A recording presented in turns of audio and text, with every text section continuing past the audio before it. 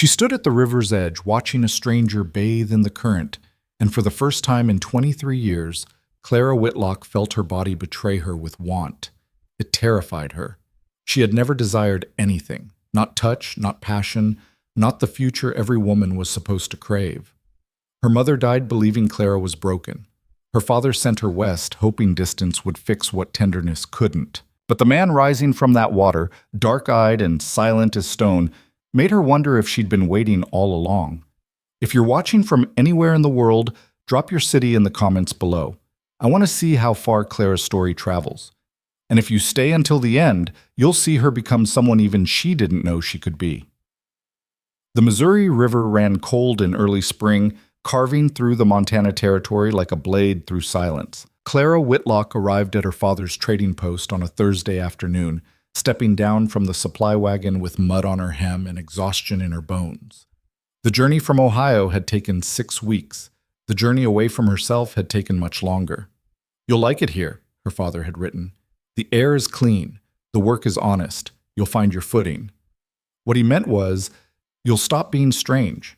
You'll stop frightening men with your coldness. You'll learn to want what women are supposed to want. Clara carried her trunk into the small cabin beside the post, set it down, and looked around.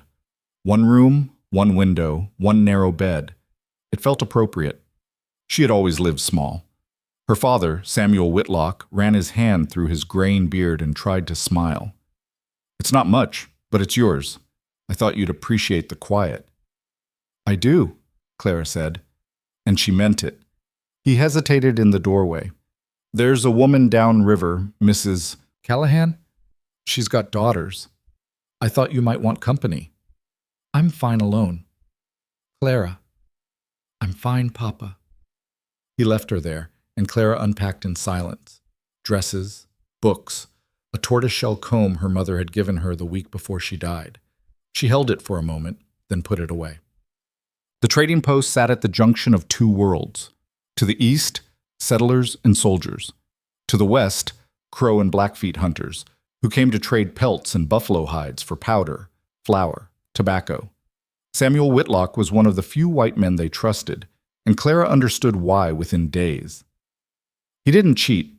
He didn't preach. He didn't flinch when they spoke their own languages or wore their own clothes. "Respect," he told her one evening as they tallied the day's trades. "That's all anyone wants. Respect and a fair deal." Clara learned quickly. She learned to weigh furs without being told. She learned to keep her face neutral when men stared at her, which they did, white men and native men alike. She was tall, pale-skinned, with dark hair she wore in a tight braid. Her eyes were gray, like winter light.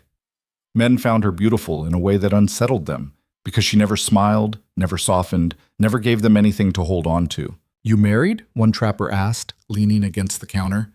"No." "Engaged?" "No." "Well, hell. You looking?" Clara met his gaze without blinking. "No." He left confused, maybe a little angry. Most of them did. 3 weeks into her new life, Clara walked down to the creek to fetch water. It was late afternoon, the sun slanting gold through the cottonwoods. The air smelled like thawing earth and pine. She carried 2 wooden buckets, her boots sinking into the soft mud along the bank. That's when she saw him. He stood waist-deep in the current, water streaming off his shoulders. His skin was bronze, his hair black and loose past his shoulders. He moved with the kind of stillness that only came from a lifetime of listening, to wind, to animals, to danger. He didn't notice her at first. Or if he did, he didn't react. Clara froze. She should have turned around. She should have given him privacy. But she didn't. Because for the first time in her entire life, she felt something. It started low in her belly, a heat, a pull, something unnamed and undeniable. Her breath caught. Her hands tightened on the bucket handles. She couldn't look away. He rose from the water, and Clara saw the scars, long white lines across his ribs, a puckered mark on his shoulder, stories written in flesh. He reached for a cloth on the bank, and that's when his eyes found hers. Dark, steady, unreadable. Clara's heart hammered so hard she thought he might hear it across the distance. He didn't speak, didn't move, just looked at her with the kind of attention that felt like being seen all the way down to the bone. Then he turned, picked up his shirt, and walked into the trees. Clara stood there for a long time after he disappeared, staring at the place he'd been. Her hands were shaking. Her skin felt too tight. She didn't understand what had just happened, only that something inside her had cracked open, and she didn't know how to close it again. She filled her buckets and walked back to the post in a daze. That night, she couldn't sleep. She lay on her narrow bed, staring at the ceiling, replaying the moment over and over. The way the light hit his shoulders, the way he looked at her, not with hunger, but with recognition, as if he'd known she would be there, as if he'd been waiting. Clara pressed her palms against her stomach, trying to steady herself. She had never wanted a man before. Not once. Not even a little. Her mother had worried about it. "You're 20 now, Clara. Don't you feel anything when the boys come calling?" "No, Mama." "Not even curiosity?" "No." Her mother's face had crumpled. "What's wrong with you?" Clara didn't have an answer. She'd wondered the same thing herself. Wondered if she was broken. Wondered if the coldness inside her was punishment for something she couldn't name. And then her mother got sick. "Scarlet fever," the doctor said. Nothing to be done. Clara sat beside her bed for 3 days, holding her hand, watching her fade. And on the last night, her mother whispered, "I'm sorry I couldn't fix you." Clara hadn't cried. Not then. Not at the funeral. Not in the months after, when her father's silence became unbearable, and the neighbors whispered about the strange, cold girl who wouldn't marry. But now, lying alone in the dark, she felt something close to tears. Not because she was broken. Because maybe, she wasn't. The next morning, Clara asked her father about the man by the creek. Dark hair? Tall? Scars on his ribs? Samuel glanced up from his ledger. "That'd be Elias Crow. Comes through every few weeks to trade. Quiet man. Keeps to himself." "Is he Crow?" His mother was. His father was a French trapper. Elias grew up between both worlds. Lost his wife about 5 years back. Hasn't remarried. Clara's throat tightened. "What happened to her?" "Childbirth. The baby didn't make it either." Samuel's voice softened. "He doesn't talk about it, but you can see it in him, you know. That kind of grief doesn't fade." Clara nodded slowly. She understood that. Grief that lived in your bones. Grief that made you wary of feeling anything else. "He's a good man," her father added. "Honest. Fair. If you see him around, don't be alarmed. He won't bother you." But Clara wasn't alarmed. She was awake. Elias came to the post 3 days later. Clara was restocking shelves when the door opened. She turned, and there he was, taller than she remembered, dressed in buckskin trousers and a dark wool shirt. His hair was tied back. His face was unreadable. He nodded once to Samuel. "I need powder and salt." "Got both," Samuel gestured to the back. "Help yourself." Elias moved through the store with the same quiet efficiency he'd shown in the water. He didn't look at Clara, didn't acknowledge her. But she felt his presence like heat from a fire. She tried to focus on her work. Failed. When he brought his goods to the counter, Samuel tallied the cost. "You hunting up north?" "For now." "Good season?" "Good enough." Elias paid in pelts, mink and fox, beautifully cleaned. Samuel inspected them, nodded his approval, and made change. And then just as Elias turned to leave, he looked at Clara. It was brief, maybe 2 seconds. But in those 2 seconds, she saw everything. Recognition, restraint, and something deeper. Something that made her pulse spike. Then he was gone. Clara exhaled shakily. Samuel gave her a curious look. "You all right?" "Fine," she said. But she wasn't. Quote. Over the following weeks, Elias returned 5 more times. Each visit was the same. He came in, spoke only as much as necessary, paid, and left. But every time he looked at her. Just once. Just long enough to remind her that whatever had passed between them by the creek was still there, unspoken and undeniable. Clara began to anticipate his arrivals. She found herself listening for the sound of his boots on the porch, the low rumble of his voice. She started wearing her mother's comb. She braided her hair more carefully. Small things, stupid things, but they mattered, because she was waking up. One afternoon in late May, Clara was alone at the post when Elias walked in. Her father had ridden to Fort Benton for supplies. The store was quiet, sunlight streaming through the windows. Clara was inventorying flour sacks, her sleeves rolled up, her hair coming loose from its braid. Elias stopped just inside the door. "Samuel's not here," Clara said, her voice steadier than she felt. "I know." Her heart kicked. "What do you need?" He didn't answer right away, just looked at her with that same steady attention like he was trying to decide something. Finally, he said, "I need thread and needles." Clara nodded and retrieved them from the shelf. When she set them on the counter, her hand brushed his. The contact was brief, accidental, but it burned. Elias pulled back, jaw tightening. "I'm sorry," Clara said quickly. "Don't be." His voice was rough, almost strained. Clara looked up at him, and for the first time she saw past the stillness. She saw the effort it took for him to stand there, the restraint. "You don't have to stay away from me," she said quietly. Elias's eyes darkened. "Yes, I do." "Why?" "Because you don't know what you're asking." Clara's breath caught. "Maybe I do." For a long moment, they stood there, separated by 2 feet and 1,000 unsaid things. Then Elias stepped back. "You're Samuel's daughter. You're new here. You deserve better than—" He stopped himself, shook his head. "I'll pay next time." He left before she could respond. Clara stood at the counter, trembling, her hand still warm where his had been. That night, she dreamed of him. Not the polite, distant version who came to the post. The version from the creek. Bare-skinned and unguarded, water streaming off his shoulders. But this time, he didn't walk away. This time, he came toward her, and when he touched her, she didn't pull back. She woke gasping, her skin damp with sweat. It wasn't fear. It was want. The next morning, Clara made a decision. She told her father she was going for a walk. He barely looked up from his breakfast. "Don't go too far." "I won't." She followed the creek upstream past the cottonwoods, into the deeper woods where the trappers set their lines. She didn't know if she'd find him, didn't know what she'd say if she did. But she had to try. Because for the first time in her life, Clara Whitlock wanted something, and she wasn't going to let fear take it away. She found him an hour later, crouched beside a small fire, skinning a rabbit. He looked up when she approached, surprise flickering across his face. "Clara." Hearing him say her name felt like lightning. "I needed to see you," she said. Elias set down his knife slowly.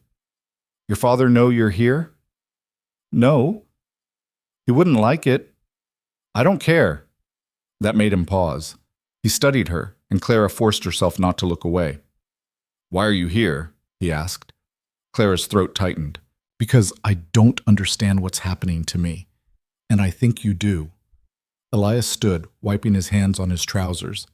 "You should go back." "I don't want to. Clara." "I've never wanted anything," she said, the words tumbling out. "Not once. Not ever. People thought I was cold, broken. And maybe I was. But then I saw you, and everything changed, and I don't know what to do with it." Elias's jaw worked. He looked away into the trees like he was wrestling with something. When he finally spoke, his voice was low. "You think you want this, but you don't know me. You don't know what I've done, what I've lost. Then tell me." "No." "Why not?" "Because if I start talking, I won't stop. And if I don't stop, I'll do something we'll both regret." Clara stepped closer. "What if I don't regret it?" Elias's eyes snapped to hers, and the heat in them nearly knocked her back. "You don't know what you're saying." "Yes," Clara said. "I do." For a long, breathless moment, they stood there, the air between them crackling like dry wood before a flame. Then Elias exhaled, slow and deliberate, and took a step back. "Go home, Clara." "Elias, please." The word broke something in her, not anger, not disappointment, understanding. He wasn't rejecting her. He was protecting her. Clara nodded slowly. "All right." She turned to leave, but his voice stopped her. "Clara." She looked back. His expression was raw, unguarded. "If you come back, I won't send you away again." Her heart stumbled. "Do you want me to come back?" Elias's gaze held hers, steady and sure. Yes. Clara walked home in a daze, the word echoing in her chest like a drum. Yes. For the first time in her life, she understood what it meant to be wanted, and for the first time, she wanted something in return. She went back the next day, and the day after that. Each morning, Clara told her father she was walking to clear her head, gathering herbs, exploring the territory. He never questioned her. Samuel Whitlock had learned long ago that his daughter needed space the way most people needed air. But Clara wasn't seeking solitude anymore. She was seeking Elias. She found him in different places each time, by the creek, checking his trap lines, splitting wood outside a small cabin she hadn't known existed, tucked into the hillside like a secret. He never seemed surprised to see her, never asked why she kept coming. He simply made room for her presence the way the forest made room for new growth. The first few visits, they barely spoke. Clara would sit on a fallen log while he worked, watching the efficient way he moved, the careful attention he gave to everything he touched. There was no wasted motion, no hurry, just purpose. On the third day, she finally broke the silence. "Do you live alone?" Elias glanced up from the leather he was mending. "Yes. Do you get lonely?" He considered the question longer than she expected. "Sometimes." "What do you do when you are?" "Work. Hunt. Keep moving." He pulled the sinew tight through the leather. "Loneliness doesn't last if you don't sit still long enough to feel it." Clara tucked her knees to her chest. "That sounds exhausting." "It is." "Then why do it?" Elias set down the leather and looked at her directly. "Because the alternative is worse." She understood that. She'd spent years keeping herself moving, keeping herself busy, so she wouldn't have to sit with the emptiness inside her. But now, sitting here with him in the quiet, she realized the emptiness wasn't as vast as she'd thought. It had just been waiting for something, someone, to fill it. "What's the alternative?" she asked softly. "Feeling everything." His voice dropped. "And not being able to do anything about it." The weight in those words settled between them like smoke. Clara wanted to ask more, about his wife, about the child he'd lost, about the grief her father said lived in his bones. But she knew better. Grief wasn't something you demanded. It was something people offered when they were ready. So instead, she asked, "What are you making?" Elias picked up the leather again. "Saddlebag, for a man downriver." "Can I help?" He hesitated, then handed her a piece of leather and a blunt needle. "Punch holes along that edge. Keep them even." Clara took the tools, grateful for something to do with her hands. They worked in silence, the rhythm of it surprisingly comfortable. The sun moved across the sky. Birds called from the cottonwoods. The creek murmured over stones. And for the first time in longer than she could remember, Clara felt at peace. When the light began to fade, Elias walked her back to the edge of the woods where the trading post came into view. "You don't have to keep coming," he said. Clara looked up at him. "Do you want me to stop?" His jaw tightened. "No." "Then I won't." Something shifted in his expression, a crack in the wall he kept between himself and the world. He didn't smile, but his eyes softened just enough for her to see the man beneath the armor. "Same time tomorrow?" Clara asked. "If you want?" "I do." This time, when she walked away, she felt his gaze on her back all the way home. That night, Samuel noticed the change in her. "You seem lighter," he said over dinner. Clara focused on her plate. "Do I?" "You do. Montana agrees with you." She didn't correct him, didn't tell him it wasn't Montana. It was the man in the woods who saw her without needing her to explain herself, the man who didn't expect her to be anything other than what she was. "Maybe it does," she said. Samuel smiled, satisfied, and the conversation moved on. But Clara's mind stayed in the woods, with the quiet man who was teaching her, without words, that wanting something wasn't weakness. It was the bravest thing she'd ever done. The days began to blur together in the best possible way. Clara fell into a rhythm she hadn't known she needed. Mornings at the trading post, helping her father with inventory and customers. Afternoons in the forest with Elias, learning things she never thought she'd care about. How to read animal tracks. How to tell which plants were safe to eat. How to sit so still that deer would wander close enough to touch. Elias was a patient teacher, but he never treated her like she was fragile. Try again, he said when she failed to start a fire with flint and steel on her first attempt. I'm doing it wrong. Then do it different. Clara shot him a look. That's not helpful. You want me to do it for you? No. Then figure it out. She did. It took 20 minutes and several muttered curses, but when the tinder finally caught and a thin curl of smoke rose into the air, Clara felt a surge of pride so intense it startled her. Elias crouched beside her, feeding the flame with small twigs. Good. That's it? Just good? What do you want, a parade? Clara laughed, a real laugh, bright and unexpected. Elias glanced at her, and for the first time she saw the ghost of a smile tug at the corner of his mouth. You should do that more often, he said quietly. What, start fires? Laugh? The moment hung between them, fragile and electric. Clara looked down at the small flame she'd created, warmth spreading through her chest. I haven't had much to laugh about. I know the feeling. She wanted to ask him then about the weight he carried, the sadness that lingered in his eyes, even when he was teaching her to tie knots or showing her how to clean a fish. But she held back, because she was learning that silence could hold just as much meaning as words. Instead, she said, "Thank you." For what? For not making me feel broken. Elias's expression shifted, something raw and unguarded flickering across his face. You were never broken, Clara. How do you know? Because I've seen broken. His voice was rough. And you're not it. You're just... He trailed off, searching for the word. Waiting. For what? He looked at her then, really looked at her, and the intensity in his gaze made her breath catch. For someone who wouldn't rush you.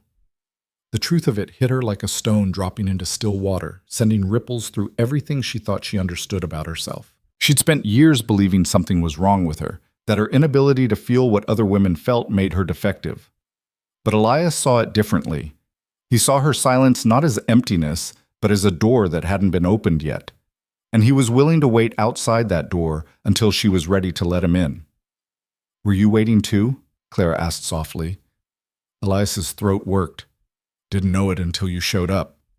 The admission settled between them like a vow. By the fourth week, they'd stopped pretending there was any reason for Clara's visits other than wanting to be near each other. She would arrive, and he would look up from whatever task occupied his hands, and something wordless would pass between them. Acknowledgement, anticipation, relief. Then they would fall into the comfortable rhythm they'd built together. Sometimes they talked, sometimes they worked in silence. Sometimes Elias would tell her stories about the land, about his mother's people, about the ways the world was changing faster than anyone could track. Settlers keep coming, he said one afternoon as they sat by the creek, watching the water slide over smooth stones. Every year, more of them. They don't understand the land, they just want to own it. My father's a settler, Clara pointed out. Your father's different. He listens, he trades fair. He doesn't take more than he needs.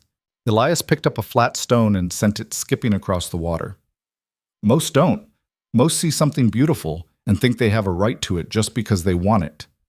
Clara watched the ripples spread. Is that what you think I'm doing? Wanting something I don't have a right to? Elias turned to her, and the look in his eyes made her pulse stutter. You have a right to anything you want, Clara. That's not the question. What is? Whether you know what you're asking for. She met his gaze without flinching. Then tell me. Help me understand. Elias was quiet for a long moment, his jaw tight. Then he said, I'm not an easy man. I've got a past that doesn't wash clean. I live between two worlds and don't fully belong to either. Most white folks see me as a half-breed. Most of my mother's people see me as too white to trust. The woman I married, his voice roughened. She loved me anyway. But it wasn't easy for her. And when she died, I swore I wouldn't put anyone through that again. Clara's chest ached. What changed? You did. The words were simple, but the weight behind them was enormous. You showed up and looked at me like I was just a man. Not too much of one thing or not enough of another, just me. Because that's what you are. To you, maybe. But the world won't see it that way. Clara reached out slowly, giving him time to pull away. When he didn't, she took his hand. His skin was rough, scarred, warm, real. "I don't care what the world sees," she said. Elias's fingers tightened around hers. "You say that now." "I'll say it later, too." He looked at their joined hands like he couldn't quite believe they were real. "You don't know what you're getting into." "Then show me." The challenge hung in the air between them. Slowly, carefully, Elias lifted her hand and pressed it against his chest, right over his heart. Clara felt it beating, strong, steady, alive. "I'm not gentle," he said quietly. "I'm not easy. And I'm not whole. Whatever you think you see in me, I see someone who's been alone too long." Clara's voice was firm. "I see someone who's afraid to want something because he's lost everything he ever loved. I see someone who thinks he doesn't deserve another chance." Elias's breath hitched. "But mostly," Clara continued, "I see someone who sees me, really sees me. And that's more than anyone's ever done." For a long moment, Elias just stared at her, something breaking open behind his eyes. Then he did something that shocked her. He pulled her hand to his mouth and pressed his lips to her knuckles. Not a kiss exactly, but something more reverent, a promise. "If we do this," he said, his voice rough, "we do it right. No hiding, no pretending. I won't be your secret, Clara. I don't want you to be. Your father will have to understand." Elias searched her face, looking for doubt. When he didn't find it, something in him seemed to settle. "All right," he said, "all right." They sat there as the sun dropped lower, hands still clasped, the creek singing its endless song. And Clara realized she wasn't afraid anymore. The shift between them was subtle but unmistakable. Elias started meeting her halfway between his cabin and the trading post. He started touching her more freely, a hand on her back as they navigated rough terrain, fingers brushing her wrist to get her attention, his shoulder pressed against hers as they sat by the fire. Each touch was careful, deliberate, a question. And each time, Clara answered by leaning closer.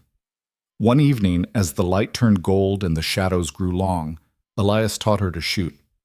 "Hold it firm," he said, standing behind her, his hands guiding hers around the rifle. "But don't fight it. Let it settle into your shoulder." Clara could barely focus on the weapon. She was too aware of his chest against her back, his breath near her ear, the solid weight of him steadying her. "See that tree?" Elias's voice was low. "The one with the split trunk?" "Yes." "Aim just left of it. Breathe in, breathe out. When your breath is empty, squeeze." Clara followed his instructions. The rifle kicked hard when she fired, but Elias's hands kept her steady. The bullet hit wide, splintering bark 3 feet from her target. "Not bad for a first shot." "I missed." "By 3 feet, not 30. He stepped back, giving her space. "Try again." Clara reloaded, aimed, breathed, fired. This time the bullet hit closer, only a foot off. "Better," Elias said. "Again." They stayed until she could hit the tree more often than not, until her shoulder was sore and her arms ached and the satisfaction of improving outweighed the frustration of every missed shot. When she finally set the rifle down, Elias was watching her with something that looked almost like pride. "You're a quick study." Clara wiped her hands on her skirt. "I had a good teacher." "You had the will to learn. That's what matters." She turned to face him fully.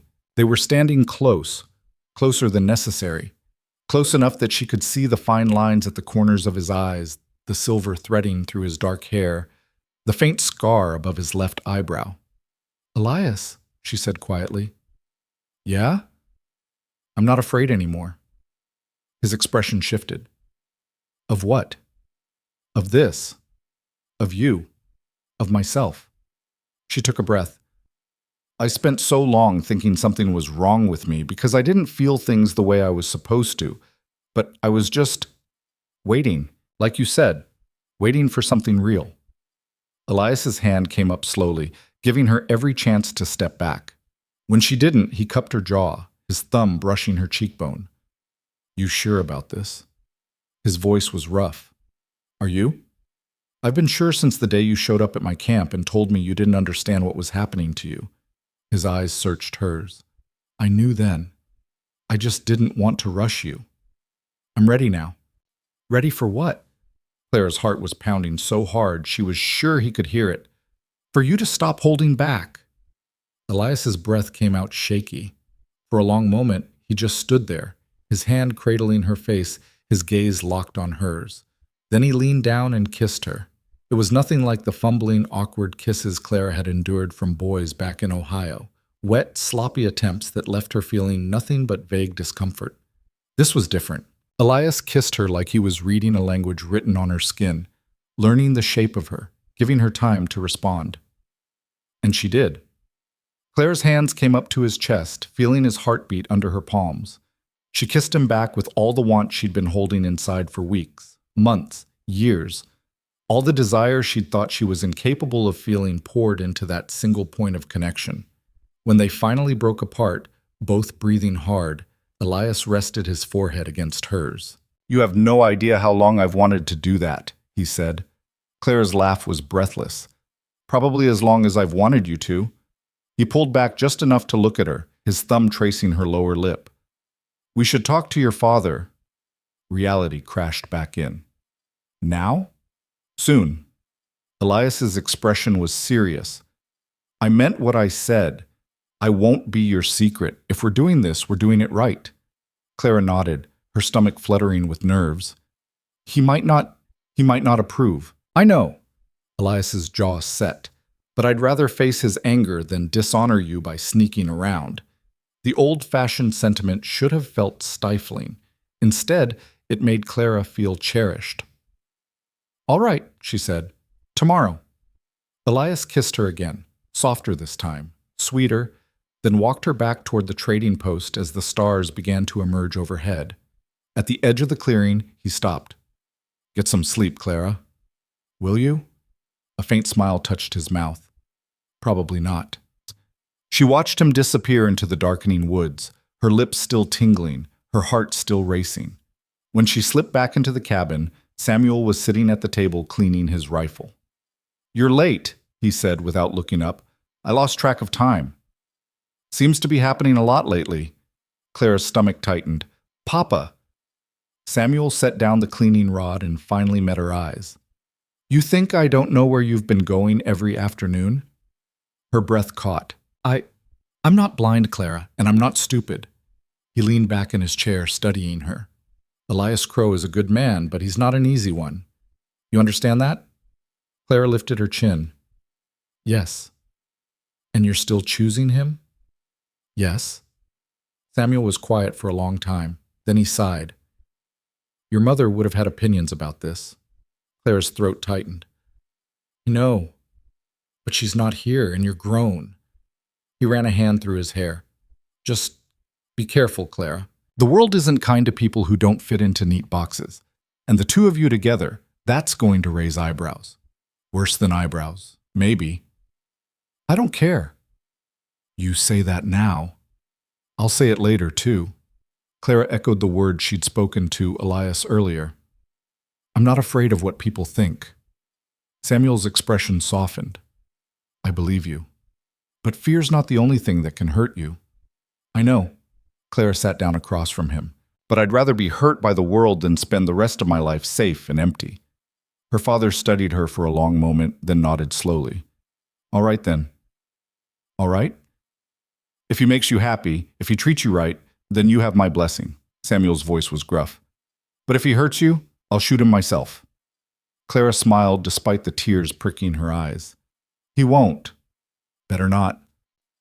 She went to bed that night with her father's cautious approval and the memory of Elias's kiss still warm on her lips, and for the first time in her entire life, Clara Whitlock fell asleep feeling something she'd never felt before.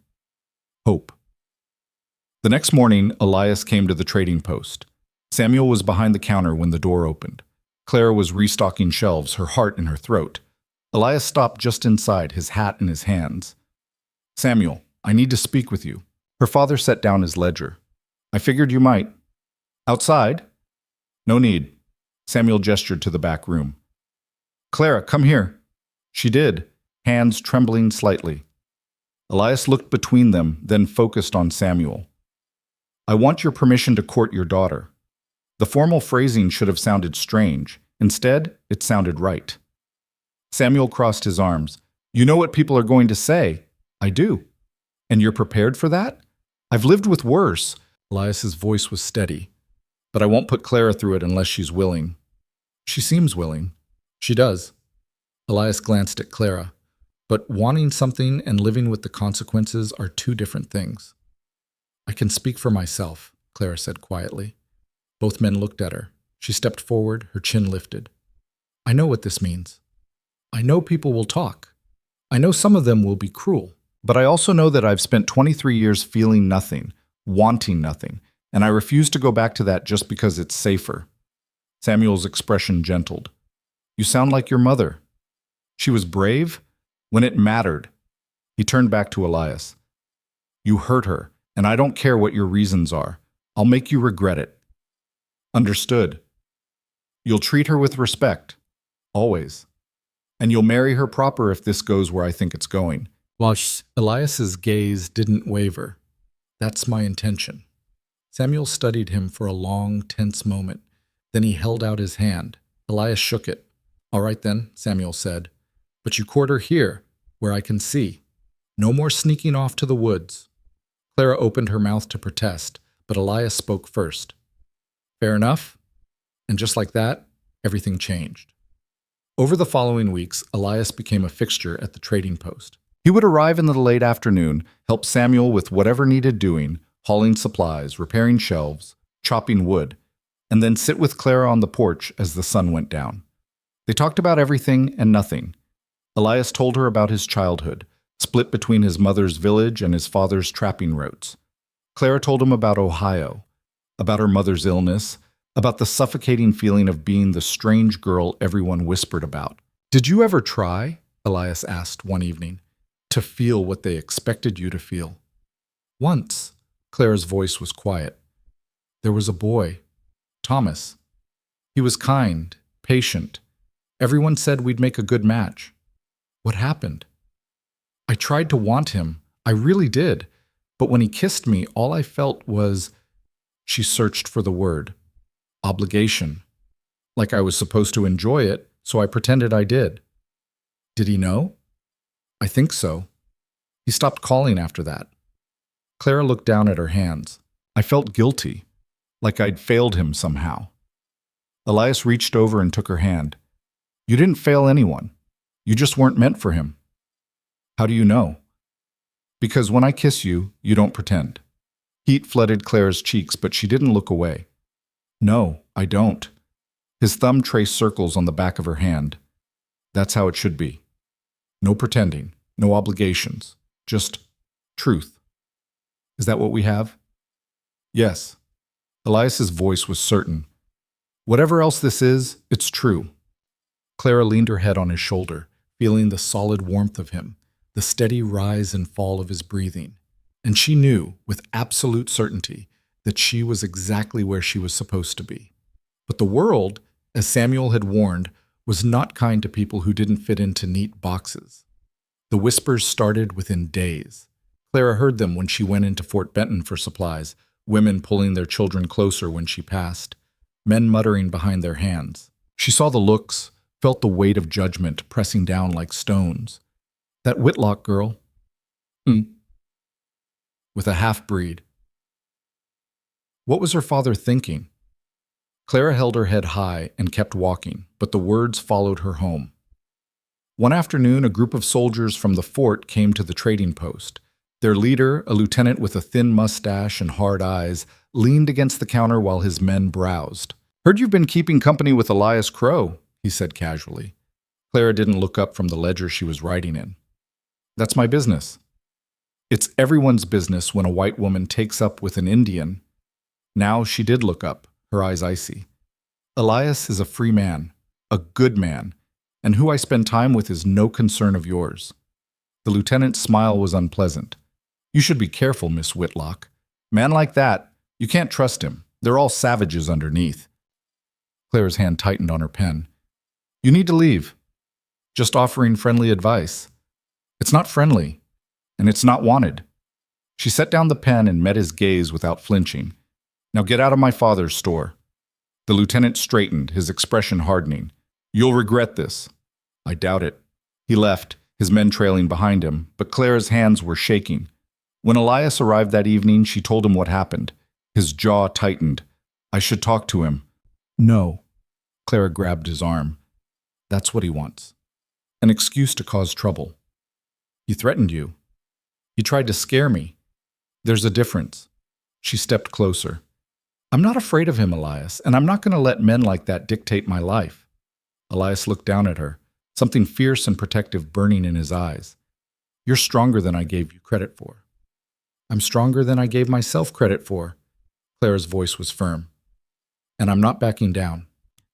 He cupped her face in his hands. I don't want you to fight my battles. This isn't your battle. It's mine. It's ours.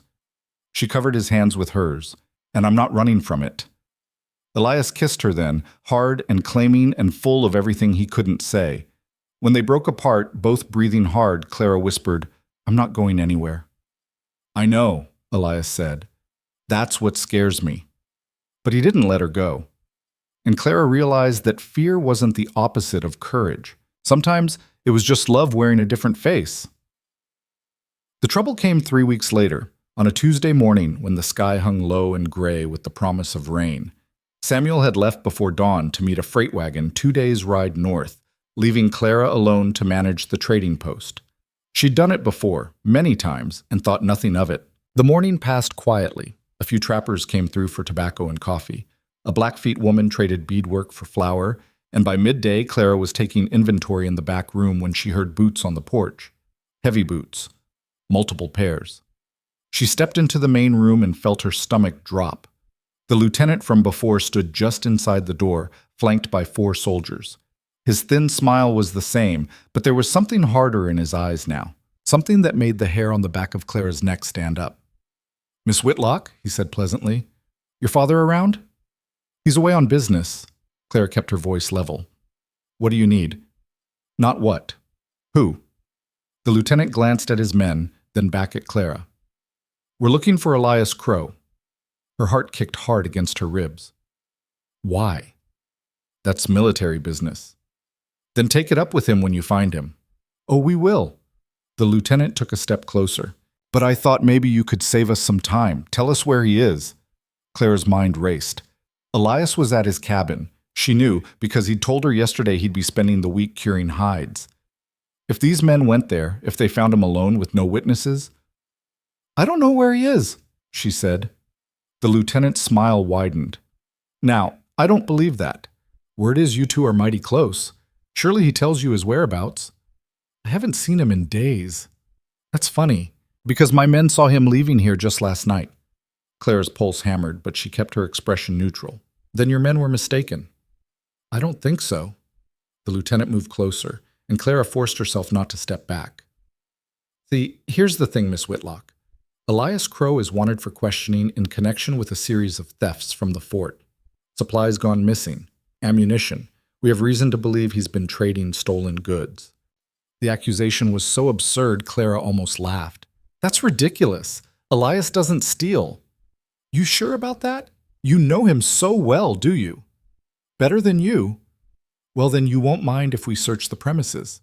Make sure none of that stolen property ended up here. Clara's hands clenched at her sides. You have no right. We have every right. This is a military matter. The lieutenant nodded to his men. Start in the back. No. Clara moved to block their path. You're not searching anything without proper authorization. Step aside, Miss Whitlock. Not until you show me a signed warrant. The lieutenant's pleasant facade cracked. Don't make this difficult.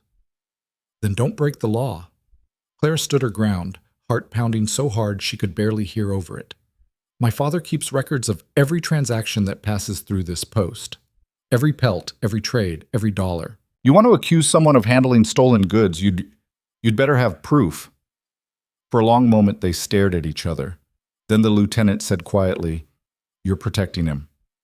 I'm protecting my father's business. Same thing, isn't it?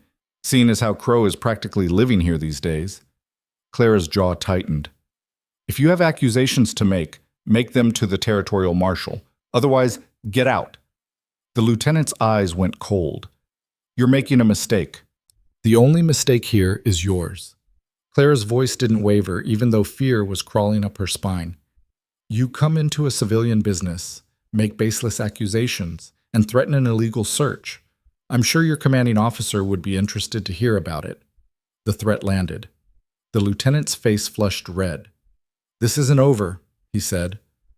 I expect not, but it's over for today. He held her gaze for another beat, then turned sharply on his heel. Let's go. The soldiers filed out, their boots heavy on the wooden floor. Clara stood frozen until the sound of hoofbeats faded into the distance. Then her legs gave out and she sat down hard on the floor, shaking. They were going after Elias. The charges were false. She knew that with absolute certainty, but that didn't matter. All that mattered was that they had a reason now, an excuse to arrest him, maybe worse. And she'd just bought him time. Maybe an hour, maybe less. Clara pushed herself to her feet, her mind working fast. She couldn't go to the fort. They'd never listen to her. She couldn't wait for her father. He was 2 days away. She couldn't send a message to the territorial marshal. There wasn't time. But she could warn Elias. She grabbed her shawl, locked the trading post, and ran. The path to Elias's cabin usually took 40 minutes at a steady walk. Clara made it in 20, her skirts hiked up, her breath coming in gasps, branches tearing at her clothes. She didn't care. All she could think about was getting there before the soldiers did. She burst into the clearing and saw him immediately, crouched by his fire, scraping a hide stretched on a frame. He looked up at the sound of her approach, and his expression shifted from surprise to alarm. Clara, they're coming. The words tumbled out between gasps for air. Soldiers, the lieutenant from the fort. They're looking for you. Elias was on his feet in an instant. Why? They said you stole from them. Supplies, ammunition. It's a lie, Elias. I know it's a lie, but they're using it as an excuse. Slow down. His hands gripped her shoulders, steadying her. Start from the beginning. Clara forced herself to breathe, to think clearly. She told him everything. The soldiers at the trading post, the accusations, the attempted search, the way the lieutenant's face had hardened when she refused to help him. Elias listened without interrupting, his expression growing darker with every word. When she finished, he said quietly, You shouldn't have protected me. What? You should have told them where I was. Let them come. Clara stared at him. So they could arrest you on false charges? So they could... She couldn't finish the sentence, couldn't voice the fear that had been clawing at her chest the entire run here. I can handle soldiers, Clara. Not 5 of them. Not when they're looking for an excuse. Her voice broke. Elias, they want to hurt you, and they'll use any reason they can find. His jaw worked. This is because of us. Because you're with me. I don't care. You should. Elias's hands dropped from her shoulders. I told you this would happen. I told you people wouldn't accept it. And I told you I didn't care what people thought. This isn't about what they think. It's about what they'll do. He turned away, running a hand through his hair. I should leave. Go north, into the mountains. Wait until this blows over. Running makes you look guilty. Staying gets me hanged. The blunt words hit Clara like a fist. They wouldn't. Yes, they would. Elias turned back to her, and there was something raw and painful in his eyes. You don't understand how this works. They don't need proof. They just need an excuse. And I'm an easy target. Clara's throat tightened. Then what do? We don't do anything. I run, and you forget you ever knew me. No. Clara's... No. She stepped closer, her hands fisting in his shirt. I am not forgetting you. I am not letting you run. And I am sure as hell not letting them win. Elias looked down at her, and something in his expression cracked. You don't know what you're asking. I'm not asking. I'm telling. Clara's voice was fierce. We fight this. Together. The right way. There is no right way. Not for someone like me. Then we make one. For a long moment they stood there, Clara's hand still gripping his shirt, Elias's gaze searching hers for something. Doubt. Fear. A reason to push her away. He didn't find it. You're the stubbornest woman I've ever met, he said finally. Good thing you like stubborn. Despite everything, a faint smile tugged at his mouth. Yeah, I guess it is. The sound of horses in the distance killed the moment. Elias's head snapped up, his whole body going tense. They're early. Clara's heart lurched. What do? You go. Now. Cut through the woods back to the post. If they find you here, I'm not leaving you. Clara, I said I'm not leaving. She grabbed his hand. If they're going to arrest you, they're going to have to do it in front of a witness. Elias's expression turned anguished. You don't understand what you're risking. Yes, I do. Clara's voice was steady despite the fear coursing through her. I understand exactly what I'm risking, and I'm doing it anyway. The hoofbeats grew louder. Elias looked at her for one more heartbeat, then pulled her close and kissed her, hard and desperate and full of everything he couldn't say. When he pulled back, his voice was rough. Stay behind me. No matter what happens, stay behind me. Clara nodded. They turned to face the trees just as 5 horses burst into the clearing. The lieutenant dismounted first, his hand resting on the pistol at his hip. His eyes flicked from Elias to Clara, and his mouth curved into a cold smile. Well, well, Miss Whitlock, I thought you didn't know where Crow was. I lied, Clara said flatly. That's a crime, you know, obstructing military justice. So is making false accusations. The lieutenant's smile widened. Who says they're false? Elias stepped forward, putting himself between Clara and the soldiers. What do you want? You're under arrest, Crow, for theft of military property. I haven't stolen anything. We have evidence that says otherwise. What evidence? The lieutenant pulled a folded paper from his coat. Witness statement. Says you were seen near the Fort Supply Depot the night the goods went missing. Who's the witness? That's confidential. Convenient. Elias's voice was hard. Let me guess. Someone who doesn't like half-breeds? The lieutenant's face flushed. This isn't about race, it's about theft. It's about you looking for an excuse. Clara stepped out from behind Elias, ignoring his warning look. You came to the trading post making accusations you couldn't back up. You tried to search without a warrant, and now you show up here with a convenient witness statement from someone you won't name. That's not justice. That's harassment. Stay out of this, Miss Whitlock. No. Clara's chin lifted. Because I was with Elias the night you're talking about. All night. At my father's trading post. The lie came out smooth and certain, and Clara saw the exact moment the lieutenant realized what she'd just done. His face went dark red. You're lying. Am I? Do you have proof I'm lying? Clara stepped closer. Because I can get my father's ledger. I can show you the entry from that night. Elias brought in 3 fox pelts and 2 mink. We talked for hours. He left just before midnight. The lieutenant's jaw clenched. Your father will confirm this? When he gets back, absolutely. Clara's voice didn't waver. And if you want to call me a liar, you'd better be prepared to prove it in front of a judge. The soldiers shifted uncomfortably. One of them muttered something Clara couldn't hear. The lieutenant's hand tightened on his pistol. You're making a mistake. So you keep saying, but I'm still waiting for you to show me actual evidence. The standoff stretched out, tense and brittle. Finally, one of the other soldiers spoke up. Lieutenant, if she's providing an alibi, shut up, Morrison. Sir, without corroborating evidence, I said shut up. The lieutenant glared at Elias. This isn't over, Crow. I'll find proof. And when I do, your little girlfriend won't be able to lie your way out of it. You do that, Elias said quietly.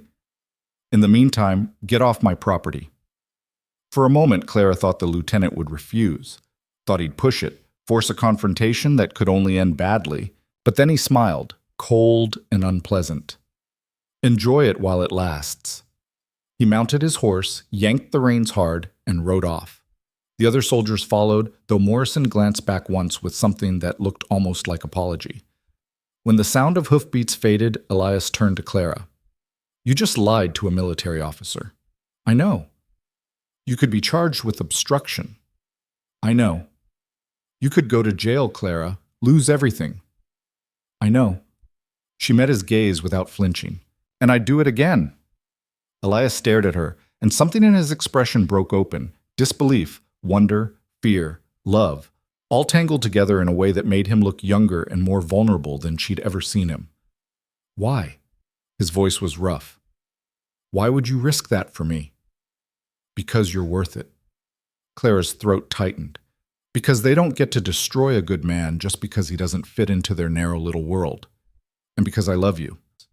The words hung in the air between them, raw and true. Elias's breath hitched. Clara, I love you, she said again, stronger this time. I didn't know what that meant before. I didn't know what it felt like. But I know now, and I'm not letting them take you away from me.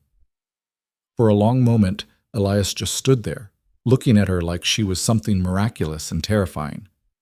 Then he closed the distance between them and kissed her. This kiss was different from the others, deeper, more desperate, full of everything they'd been holding back. Clara's hands tangled in his hair, and Elias pulled her against him like he was afraid she might disappear if he let go. When they finally broke apart, both breathing hard, Elias pressed his forehead to hers. I love you too, he said hoarsely. I've loved you since the day you showed up at my camp looking scared and brave at the same time. I've loved you through every conversation, every silence, every moment you've given me, and I'll love you through whatever comes next. Claire's eyes burned with tears. Even if it gets worse? Especially if it gets worse. His hands cupped her face. Because you're the first thing in 5 years that's made me want to fight instead of run. And I'm not giving that up. I'm not giving you up. They stood there in the clearing as the gray sky finally opened up and rain began to fall, holding each other like they were the only solid things in a world that kept shifting beneath them. And Clara realized that this moment, this choice, this love, was what she'd been waiting for her entire life. Not safety, not comfort, not the easy path everyone told her she should want, but this. Someone who saw her completely and loved her anyway. Someone worth fighting for. Someone worth risking everything to keep. When the rain grew heavier, Elias led her inside his cabin. It was small and spare. One room with a stone fireplace, a narrow bed, shelves lined with tools and supplies. Everything neat and functional, nothing wasted. He built up the fire while Clara stood dripping by the door, suddenly aware that she'd never been alone with him like this. In his space. In the place he slept and lived and kept the pieces of himself he didn't show the world. You should get out of those wet clothes, Elias said, not looking at her. Clara's cheeks flushed. I don't have anything else. He pulled a shirt from a trunk by the bed. Wear this. I'll turn around. She took the shirt, her fingers brushing his. Elias. He finally looked at her. Yeah? I trust you. Something shifted in his expression. I know.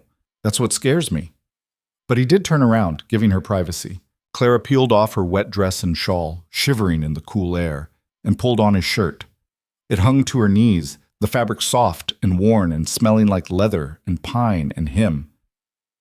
Okay, she said quietly. Elias turned back, and the look in his eyes when he saw her in his clothes made her breath catch. Come here, he said. She did.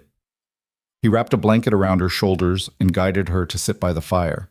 Then he sat beside her, close enough that their shoulders touched. For a long time they just watched the flames, listening to the rain drum on the roof. Finally, Elias said, Your father's going to be furious. Probably. He might withdraw his blessing. He might. Clara leaned her head on his shoulder. But I'm not changing my mind. They'll keep coming after me, you know. The lieutenant won't let this go. Then we'll keep fighting. It's going to get harder. I know. Elias's arm came around her, pulling her closer. You're sure about this? About us? Because once we cross this line, there's no going back. Clara turned to look at him. I've been sure since the day I saw you in the river. I just didn't have the courage to say it out loud. And now? Now I'm done being afraid. She reached up and touched his face. I'm done hiding. I'm done pretending I don't want this, don't want you. Whatever comes next, we face it together. Elias closed his eyes, leaning into her touch. I don't deserve you. Yes, you do. Clara's voice was firm. You deserve someone who sees you for who you are, not what the world says you should be. You deserve someone who fights for you the way you fought for everyone else your whole life. You deserve to be loved, Elias, completely, without apology. When he opened his eyes again, they were bright with unshed tears. I'm going to marry you, he said. It wasn't a question. It was a vow. Clara smiled. I know. He kissed her again, slower this time, tender and reverent. And when he pulled back, he said, When your father gets back, I'm going to ask him properly. For your hand. He'll say yes. You sure about that? No. Clara laughed softly. But I'm going to make him say yes. Elias's mouth curved. Stubborn. You love it. I do. They stayed by the fire as the storm raged outside, wrapped in each other, and the knowledge that they'd crossed a line today that would change everything. Clara had lied to protect him, had stood up to armed soldiers, had chosen him over safety, over propriety, over everything she'd been taught to value. And she didn't regret a single second of it, because this, being here with Elias, feeling his arms around her, knowing that he loved her the way she loved him, this was what it meant to be truly alive.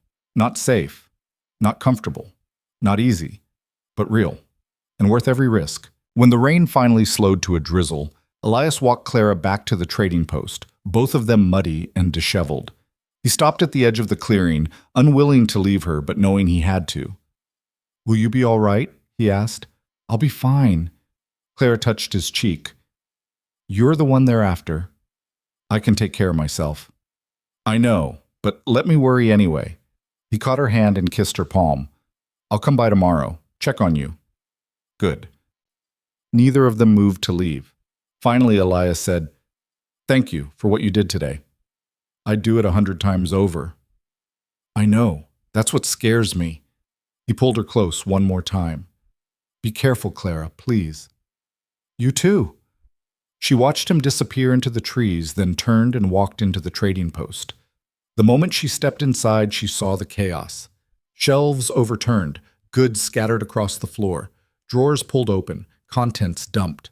The soldiers had come back, and they'd torn the place apart, looking for evidence that didn't exist. Clara stood in the wreckage of her father's life's work and felt rage burn through her like wildfire.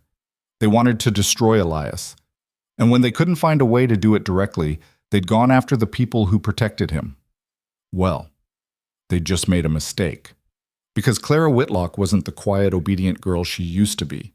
She was a woman who'd found something worth fighting for, and she was done playing by their rules. She spent the next 3 hours cleaning up the mess, cataloging every item that had been destroyed or stolen. She made careful notes, documented everything, prepared a full account. Because if they wanted a war, she'd give them one. And she'd fight it the way women had always fought, smart, strategic, and absolutely ruthless. When her father rode in 2 days later, exhausted from his trip, he found Clara waiting on the porch with a stack of papers in her lap. What happened? Samuel demanded, taking in her expression. We need to talk, Clara said, and she told him everything. Samuel listened without interrupting, his face growing darker with each word. When Clara finished, he sat in silence for a long moment, staring at the ruined shelves, the scattered goods, the evidence of violation written across everything he'd built. Then he said, Show me your documentation. Clara handed him the papers. He read through them carefully, his jaw working, his hands steady despite the anger Clara could see building behind his eyes. This is good work, he said finally. Thorough, detailed. He looked up at her. You planning to take this to the territorial marshal? If you'll let me. Let you? Samuel's mouth twisted. Clara, you just lied to military officers, obstructed an investigation, and made yourself a target. I don't think my permission matters much at this point. Clara's throat tightened. I'm sorry, Papa. I know I should have. You should have done exactly what you did. Samuel's voice was firm. That lieutenant is a bully and a bigot, and he's using his position to harass an innocent man. You stood up to him. I'm proud of you. The words hit Clara like a wave. You are? Your mother would be too. Samuel stood, walked to the window, looked out at the darkening sky. She always said you had steel in you. I just didn't see it until now. I was afraid you'd be angry. Oh, I'm angry, but not at you. He turned back to her. I'm angry at men who abuse their power. I'm angry at a system that lets them get away with it. And I'm angry that my daughter has to fight battles I should be fighting for her. This isn't your fight, Papa. The hell it isn't. Samuel's eyes were hard. They came into my business, destroyed my property, threatened my daughter. That makes it my fight. Clara felt something loosen in her chest. So what do we do? We take this to Marshal Hendricks in Helena. He's fair-minded, doesn't care for military overreach. If anyone will listen, it's him. Samuel picked up the documentation again. But first, I need to talk to Elias. Papa, I need to know his intentions, Clara. Not just toward you, but toward all of this. Samuel gestured at the papers. Because if we're going to war with the army over him, I need to know he's worth it. He is. I believe you, but I still need to hear it from him. Clara wanted to argue, but she understood. Her father wasn't questioning Elias's character. He was making sure Elias understood the stakes, understood what Clara had risked, understood that running wasn't an option anymore. I'll send word, she said. Ask him to come tomorrow. Good. Samuel looked around the damaged store, then back at his daughter. Get some rest, Clara. Tomorrow's going to be a long day. But Clara couldn't rest. She lay in bed that night, staring at the ceiling, replaying everything that had happened, everything that could still go wrong. The soldiers could come back. The lieutenant could fabricate more evidence. Elias could decide she'd risked too much and disappear to protect her. That last thought made her chest ache. She'd told him she loved him. She'd stood between him and armed men. She'd burned every bridge that led back to the safe, quiet life she used to live. And she'd do it all again without hesitation. Because Elias Crow had woken something in her that couldn't be put back to sleep. He'd shown her what it meant to want something so fiercely that safety seemed like a prison. He'd taught her that being alive meant taking risks, meant fighting for what mattered, meant choosing love even when the world said it was foolish. Clara fell asleep thinking of his hands on her face, his voice saying her name, his promise that they'd face whatever came next together. And she woke to the sound of his knock on the door. She opened it to find him standing on the porch in the early morning light, hat in his hands, expression serious. Your father sent word, he said. Come in. Elias stepped inside, and Clara saw him take in the damage that still remained despite her cleaning efforts. His jaw tightened. They did this after I left? Yes. Because of what you did for me. Because they're cowards. Clara closed the door. Papa's in the back. He wants to talk to you.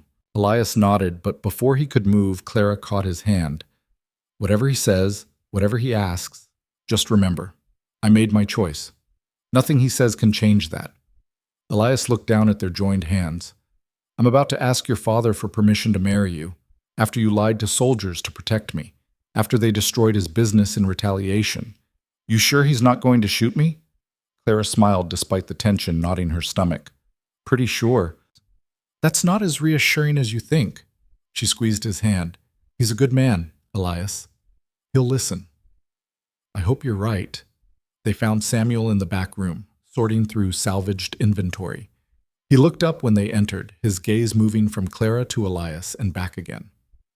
Close the door, he said. I did, then moved to stand beside Elias. A united front. Samuel set down the crate he'd been examining and faced them squarely. Elias, I'm going to ask you some questions. And I need honest answers.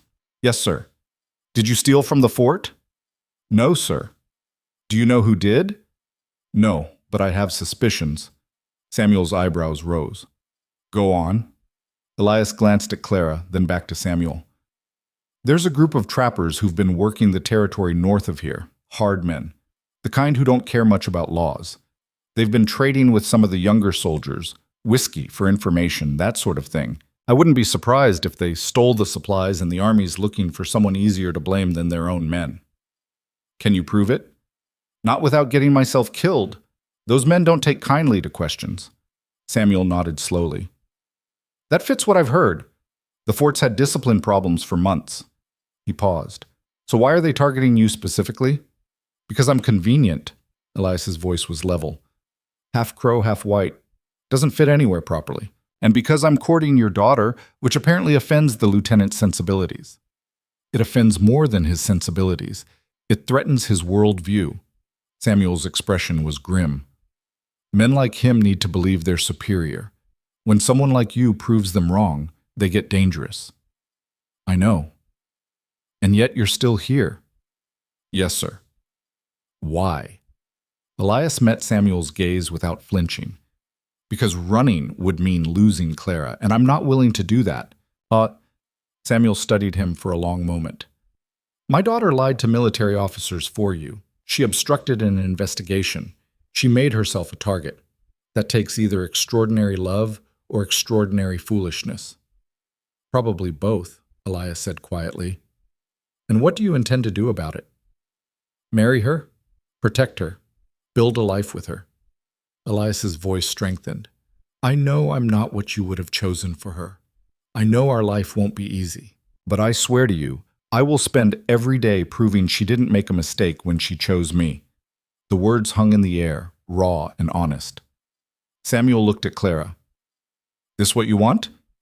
Yes, she said without hesitation. You understand what you're signing up for. The judgment, the whispers, the doors that'll close. I understand. And you're willing to live with that? I'm willing to live with anything as long as it's with him. Samuel's expression softened slightly. You sound like your mother. You always say that like it's a warning. It's not a warning, it's a recognition. He sighed. Your mother was the most stubborn woman I ever met. When she decided she wanted something, nothing could change her mind. Not her family's objections, not society's judgment, not even common sense. Did you try to change her mind about you? Clara asked. Every day for 6 months. Told her I was too old for her, too poor, too set in my ways. She told me to shut up and kiss her. Samuel's mouth curved in a sad smile. Best decision I ever made, ignoring my own advice. He turned back to Elias. You have my blessing, but I've got conditions. Name them. First, you marry her proper, in front of witnesses, legal and binding. Agreed. Second, you don't take her away from here unless she wants to go. This is her home, her choice. Agreed. Third, if this gets worse, if the army pushes harder, you protect her. Even if that means leaving without her until it's safe. Elias's jaw tightened. I can't agree to that. Samuel's eyes narrowed. Why not? Because leaving her alone makes her more vulnerable, not less. If I run, they'll come after her to get to me. The only way to keep her safe is to stand our ground together. Clara's heart swelled.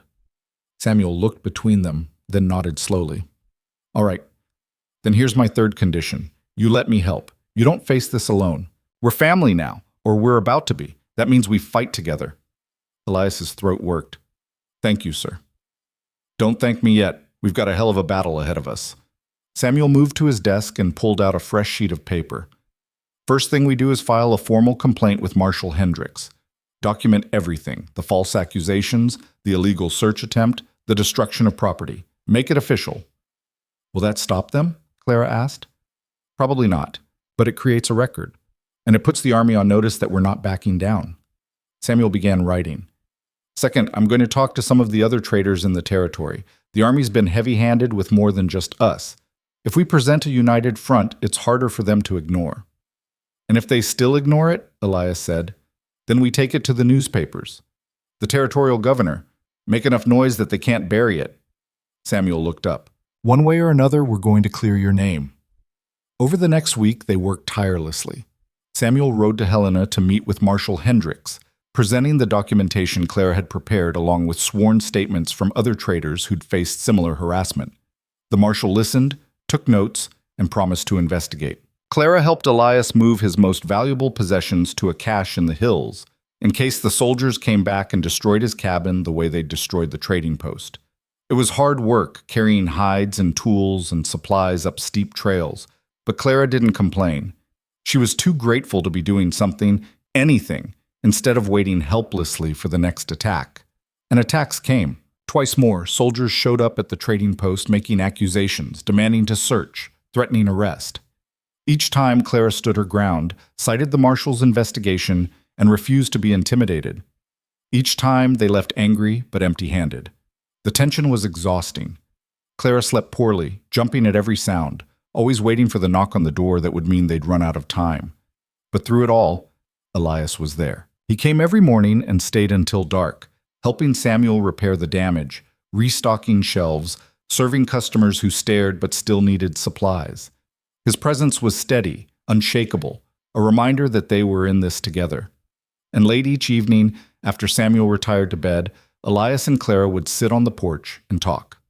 They talked about everything, about the future they wanted to build, about the children they might have someday, about the life they'd create that honored both his heritage and hers, that refused to choose one world over the other.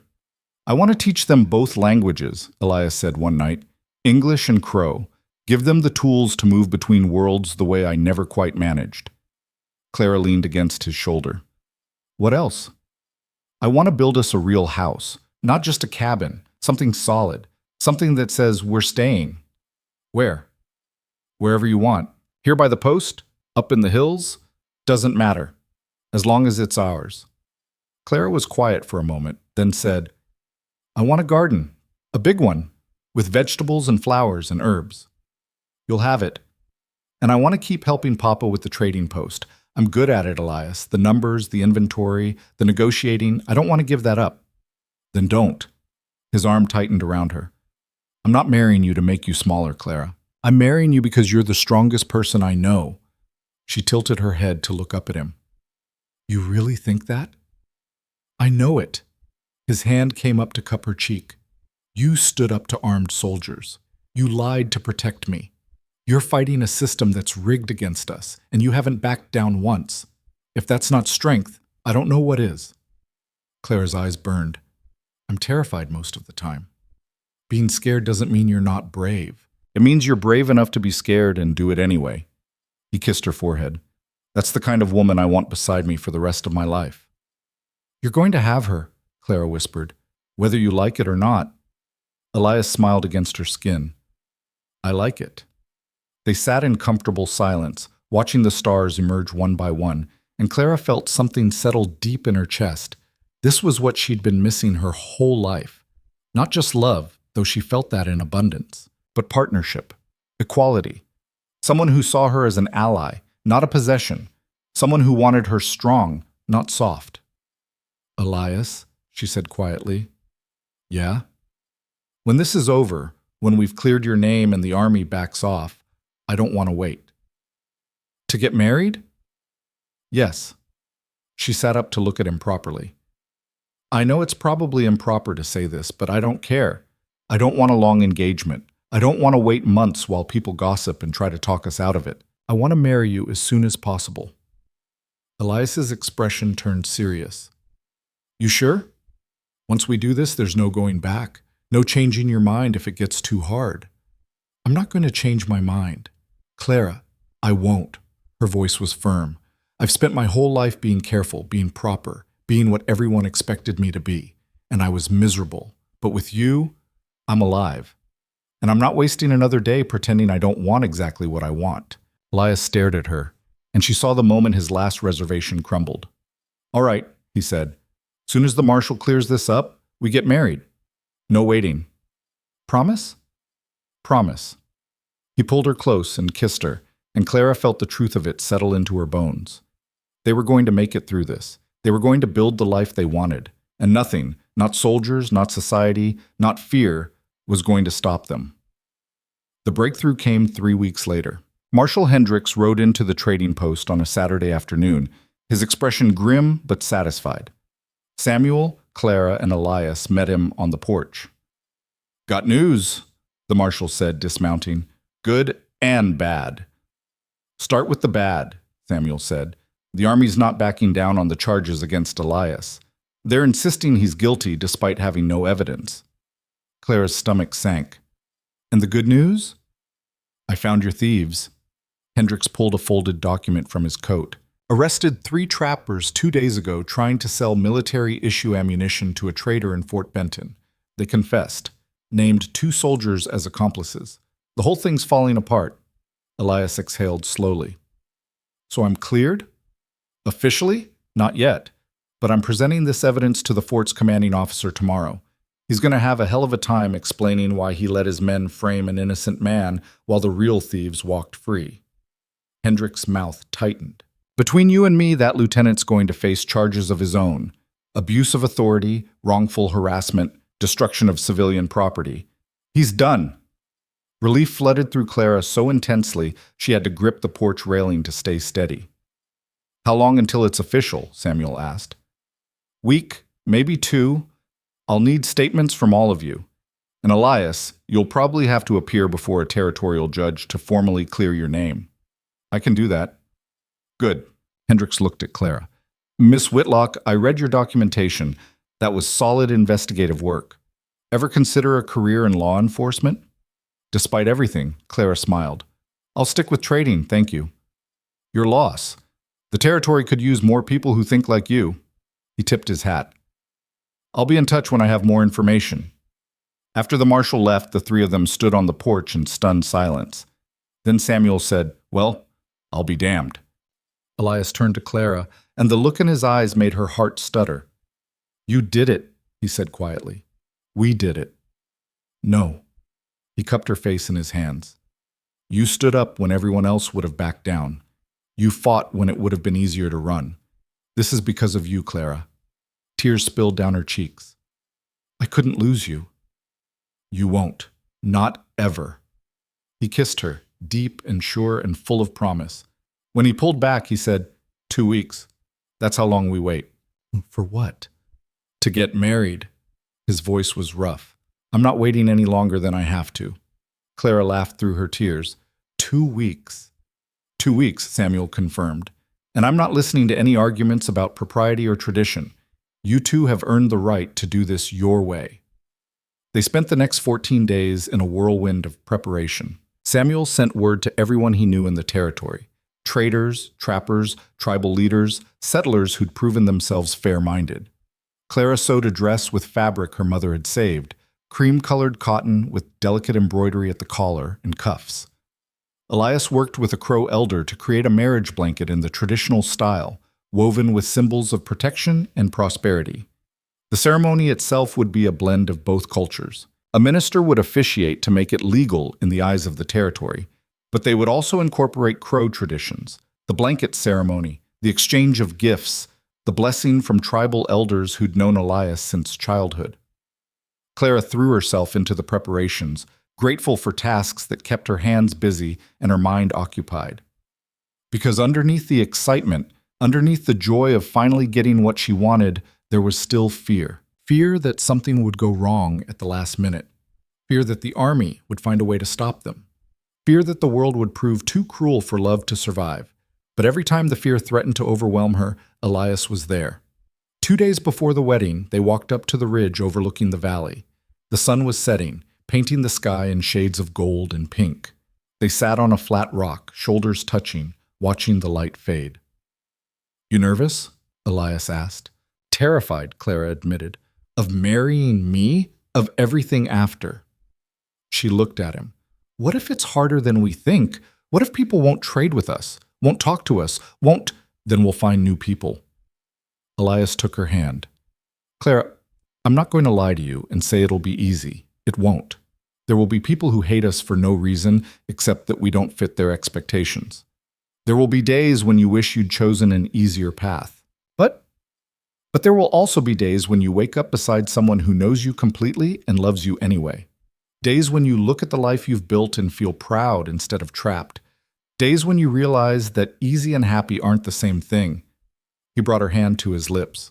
I can't promise you easy, but I can promise you real. Claire's throat tightened. That's all I've ever wanted. I know. He pulled her close, and they sat together as the last light faded and the first stars appeared. 2 more days. 2 more days, Clara whispered. And for the first time since this whole nightmare began, she let herself believe it was really going to happen. The night before the wedding, Clara couldn't sleep. She lay in bed, staring at the ceiling, her mind racing through everything that could still go wrong. What if the minister didn't show up? What if the army sent soldiers to stop them? What if Elias changed his mind? That last thought was irrational, she knew. But fear wasn't rational. Finally, she gave up on sleep and walked out onto the porch, and found Elias sitting on the steps. What are you doing here? She asked. He looked up, moonlight catching in his dark eyes. Couldn't sleep. Figured I'd make sure you were all right. You're not supposed to see me before the wedding. That's not until tomorrow. He patted the step beside him. It's still today. Clara sat down and they fell into comfortable silence. After a while, Elias said, You can still change your mind, you know. What? If you're having second thoughts, if you've realized this is too much, you can walk away. I won't hold it against you. Clara turned to stare at him. Is that what you think? That I'm going to run? I think you're smart enough to see how hard this is going to be, and I wouldn't blame you if you decided it wasn't worth it. Elias Crow, you listen to me. Clara's voice was fierce. I am not walking away. I am not changing my mind. I am not running. I'm marrying you tomorrow, and the day after that, I'm waking up beside you, and the day after that, I'm building a life with you. And if you suggest otherwise one more time, I swear I will— He kissed her, cutting off her words. When he pulled back, he was smiling. Just had to be sure. You're infuriating. You love it. Unfortunately, yes. She leaned her head on his shoulder. I'm scared, Elias. But not of marrying you. Of everything else. Me too. Really? Terrified. His arm came around her. But I'd rather be scared with you than safe without you. Clara closed her eyes, breathing in the scent of him, feeling the solid warmth of his presence. Tomorrow, she said. Tomorrow, he agreed. And they sat together until the sky began to lighten, two people on the edge of something new and terrifying and completely their own. When the sun finally rose on their wedding day, Clara stood in front of the small mirror in her room, barely recognizing the woman staring back at her. The dress fit perfectly, hugging her waist before falling in soft folds to the floor. Her mother's comb held her dark hair in place, woven with wildflowers Elias had picked the day before. Her cheeks were flushed, her eyes bright with a mixture of nervousness and certainty that made her look more alive than she'd ever seen herself. A knock sounded on the door. Come in, Clara called. Samuel entered, stopping short when he saw her. His eyes grew suspiciously bright. You look just like her, he said quietly. Your mother. The day we got married. Clara's throat tightened. I wish she could be here. She is. Samuel crossed the room and took her hands. She's in your stubbornness, your courage, your refusal to settle for anything less than what you deserve. She'd be so proud of you, Clara. Even though I'm marrying someone she never would have chosen? Especially because of that. Samuel's smile was sad. Your mother married me against her family's wishes. They thought I was too poor, too rough, too different. But she didn't care. She chose love over comfort, and she never regretted it. He squeezed her hands. You're doing the same thing, and that takes more courage than most people will ever have. Clara blinked back tears. Thank you, Papa. Are you ready? She took a deep breath, looked at her reflection one more time, and nodded. Yes, I'm ready. They'd set up the ceremony site on a flat piece of land between the trading post and the forest, a place that belonged to neither the settlement nor the wilderness, but somewhere in between. It felt right. When Clara emerged from the cabin on her father's arm, she saw the gathering waiting for them. It was smaller than a traditional wedding, but every person there mattered. Traders Samuel had worked with for years, standing beside Crow families who'd known Elias since childhood. Marshal Hendricks in his best coat, Mrs. Callahan and her daughters from downriver. Even a few soldiers, not from the fort, but from other posts, men who'd heard what happened and come to show their support. And at the front, standing beneath an arch woven from cottonwood branches and decorated with sage and wildflowers, was Elias. He wore traditional Crow ceremonial clothing blended with a white shirt and dark trousers, a visual representation of the life they were choosing, honoring both worlds without abandoning either. His hair was loose, and when his eyes found Clara's, the look on his face made her breath catch. She'd seen many expressions on Elias Crow's face over the months she'd known him. Wariness, pain, restraint, tenderness. But this was different. This was pure, unguarded joy. Samuel walked her forward slowly, and Clara was grateful for his steadying presence because her legs felt unsteady. Not from doubt, from the sheer weight of what she was about to do, about to claim, about to become. When they reached the arch, Samuel placed Clara's hand in Elias's. Take care of her, he said quietly. With my life, Elias replied. Samuel nodded, stepped back, and the ceremony began. The minister spoke first, reading the traditional words about love and commitment and the joining of two lives. Clara heard the words but didn't really process them. She was too focused on Elias's hand holding hers, warm and strong and real. Then came the Crow traditions. An elder named Tall Bear, who'd taught Elias to hunt when he was a boy, stepped forward carrying the marriage blanket. He spoke in Crow first, then translated for those who didn't understand. This blanket represents the life you will build together. It will keep you warm in winter, shelter you in storms, and remind you that you are stronger together than apart. He draped the blanket over both their shoulders, binding them together. Wear it today as a symbol. Keep it always as a promise. Clara felt the weight of the blanket settle around her, felt Elias shift closer so they were pressed together beneath it. His hand tightened on hers. The elder continued. In our tradition, marriage is not just between two people. It is between two families, two communities, two ways of being. Elias Crow carries the blood of both the Crow people and the French trappers. Clara Whitlock carries the traditions of the settlers from the East. Together, they create something new, something that honors both histories while forging its own path. He placed his hand on their joined hands. The journey will not be easy.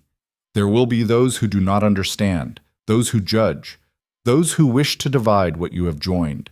But if you face each challenge as you are now, together, bound by choice rather than obligation, you will endure. Clara felt tears slip down her cheeks. Elias's thumb brushed them away gently. Then it was time for the vows. The minister nodded to Elias first. Elias turned to face Clara fully, and when he spoke, his voice was rough with emotion. I've spent most of my life caught between worlds, never quite belonging to either. I thought that was my fate, to always be on the outside looking in.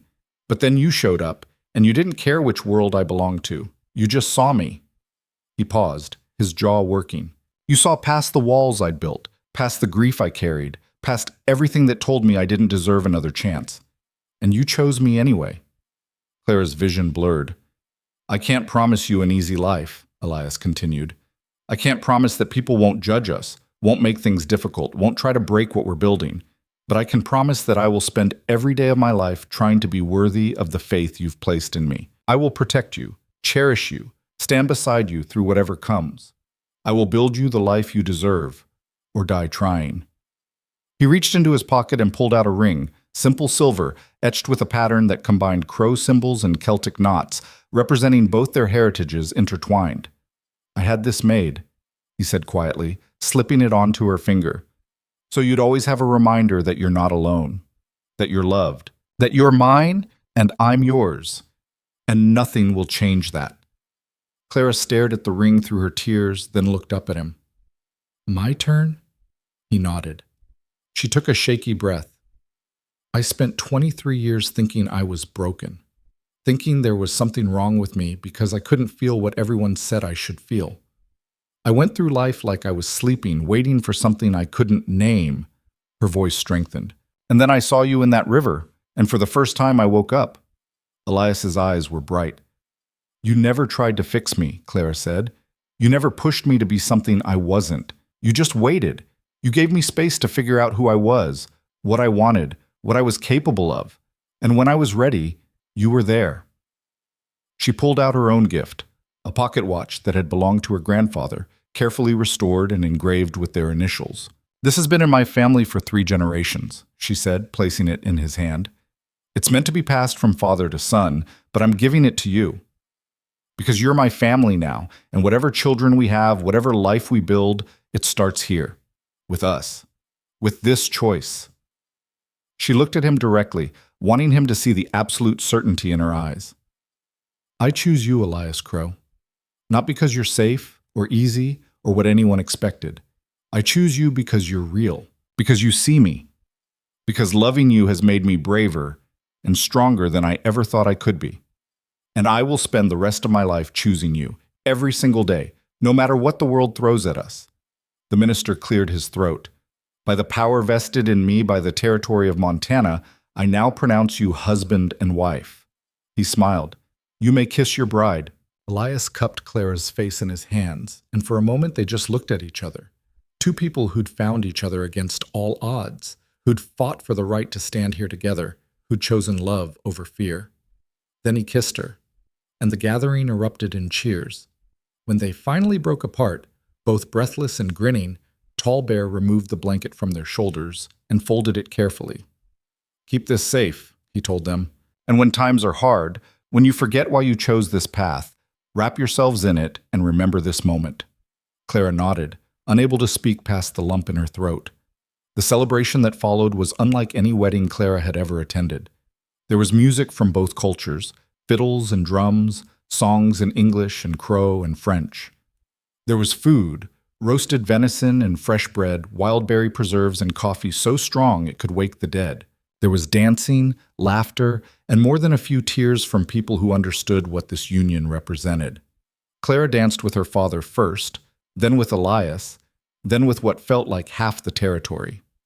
Her feet ached, her face hurt from smiling, and she'd never been happier.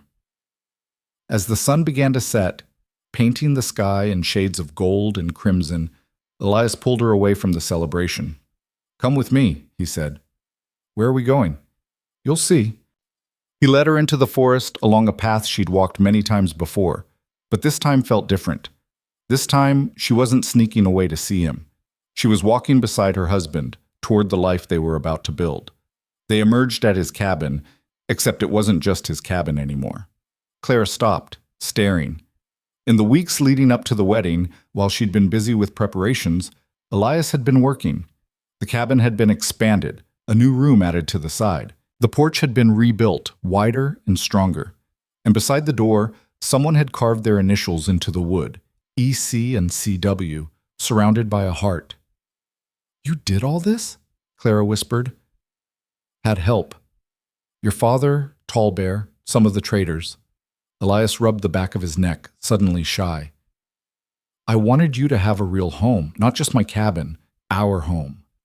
Clara walked up the steps, running her hand over the smooth wood of the railing. Everything was new but built to last, sturdy and beautiful and permanent. Inside, the changes were even more dramatic. The single room had been divided, a main living area with a stone fireplace, a bedroom with a real bed frame and a quilt that looked suspiciously like it had been made by Mrs. Callahan, and a small kitchen area with shelves already stocked with supplies. But what caught Clara's attention was the desk by the window, a beautiful piece of furniture clearly handmade with drawers and cubbyholes and a smooth writing surface. "What's this?" she asked. "For you, for the work you do with your father." Elias stood behind her, his hands settling on her shoulders. "I know you want to keep helping him with the trading post. I'm not going to stop you, but I thought maybe you'd like a space here too, for the books, the inventory, whatever you need." Clara turned in his arms, overwhelmed. "You built me a desk." "I built you a lot more than that, but yeah, the desk seemed important." She kissed him, pouring every ounce of gratitude and love and joy into it. When they broke apart, both breathing hard, Elias rested his forehead against hers. "Welcome home, Clara Crow." The name sent a thrill through her, Clara Crow. Not Whitlock anymore. Not the strange, cold girl from Ohio who couldn't feel what she was supposed to feel. She was someone new, someone she'd chosen to be. "I love you," she said. "I love you too." Elias swept her into his arms, making her laugh. "And now I'm going to carry you over the threshold like a proper husband." Elias. Too late, already decided. He carried her inside, and Clara wrapped her arms around his neck, feeling lighter than air. This was it, the beginning of everything she'd been waiting for without knowing she was waiting. And it was perfect. The first months of marriage were a revelation. Clara had expected adjustment, awkwardness, the strange friction of two separate lives learning to merge into one. But with Elias, it felt natural. They fell into rhythms easily. He would wake before dawn to check his trap lines while she started coffee and breakfast. They'd eat together, talking about the day ahead. Then Clara would walk to the trading post while Elias worked on expanding their home or hunting or taking on jobs from other settlers who needed skilled hands. Evenings, they'd reconvene, sometimes at the cabin, sometimes at the trading post helping Samuel with inventory. They'd cook together, talk about everything and nothing, fall into bed exhausted and content. And slowly, carefully, Clara learned what it meant to be a wife in the fullest sense. There was no awkwardness between them, no shame. Elias had been patient before their wedding, never pushing, always waiting for her to be ready. But now, in the privacy of their home, he taught her what her body was capable of feeling, showed her that desire wasn't something to fear, but something to embrace. And Clara, who'd spent her whole life feeling nothing, discovered she could feel everything. It terrified her. It exhilarated her. It made her grateful she'd waited for someone who understood that intimacy wasn't just physical, it was trust, vulnerability, the willingness to be completely known. "You all right?" Elias asked one night, brushing hair from her face as they lay tangled together. "Better than all right." Clara's voice was drowsy, content. "I'm happy." "Yeah?" "Yeah." She propped herself up to look at him. "I didn't know it could be like this, that I could feel like this." Elias's expression softened. "You were never broken, Clara. You just needed someone who wouldn't rush you." "I needed you." "Well, you've got me, for the rest of our lives." Clara smiled and settled back against his chest, listening to the steady beat of his heart. Outside, the wind whispered through the pines. Inside, she was home. But the world, as they'd both known, wasn't content to let them be happy in peace. The trouble started small. Whispers in town, pointed looks, a few customers who stopped coming to the trading post. Samuel shrugged it off. "People talk, let them. They'll get bored eventually." But the whispers grew louder. Clara heard them when she went to Fort Benton for supplies. Heard women call her a squaw lover under their breath. Heard men mutter about half-breed children and the corruption of white bloodlines. She held her head high and ignored them. But ignoring didn't make it stop. 6 months into their marriage, someone threw a rock through the trading post window. The note tied to it read, "Send the half-breed back where he belongs." Samuel found it in the morning, his face dark with fury. "That's it. I'm getting the marshal." "Papa, it's just a rock." "It's a threat."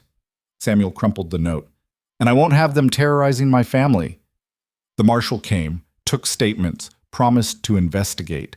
But nothing came of it. No one had seen anything. No one knew anything. The rock was followed by other incidents. Supplies stolen from their porch. A dead rabbit left on their doorstep with another hateful note.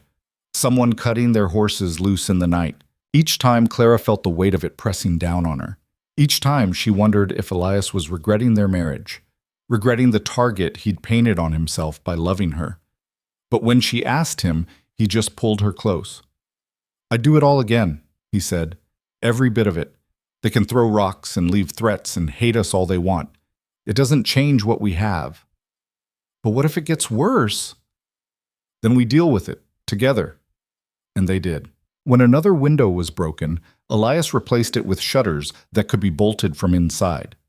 When their supplies were stolen, they started keeping everything locked in a shed he built. When the threats continued, they made sure to never be alone in town, always watching each other's backs. It was exhausting. It was infuriating. But it didn't break them. If anything, it made them stronger. Then, 8 months into their marriage, Clara discovered she was pregnant. She'd suspected for a few weeks, the missed courses, the morning sickness, the strange tenderness in her breasts. But she waited to be sure before telling Elias. When she finally did, on a quiet evening by their fireplace, she watched his face carefully. "A baby?" he said. "Yes." For a long moment, he just stared at her. Then his eyes filled with tears. "We're having a baby," he said, his voice breaking. "We are." Clara's own tears started. "I know the timing isn't ideal with everything that's happening." Elias pulled her into his arms so fast she gasped. "The timing is perfect. The timing is a miracle."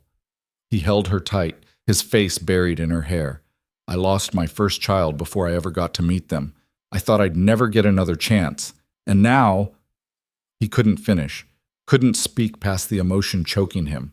Clara held him while he cried, understanding the depth of what this meant to him. The second chance, the hope, the chance to be a father after losing everything. When he finally pulled back, his face was wet, but his smile was radiant.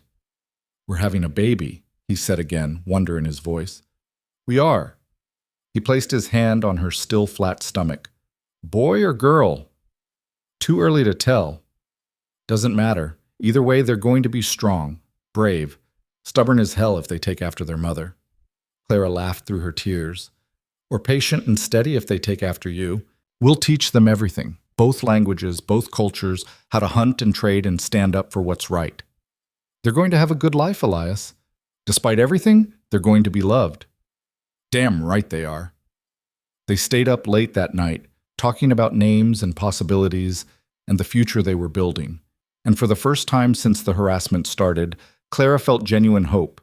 Their child would be proof that love could survive hate, That two worlds could merge into something beautiful, that the future didn't have to look like the past, but the pregnancy made the threats more pointed. Clara was 4 months along, just starting to show, when someone cornered her in Fort Benton. She'd gone alone, a mistake she realized too late, to pick up fabric for baby clothes. She was coming out of the general store when 3 women blocked her path. "Mrs. Crow," the leader said, her voice dripping with false sweetness. "Heard you're expecting." Clara lifted her chin. "That's right." "Shame, really. Bringing a half-breed child into the world." The woman's smile was vicious. "What kind of life will it have?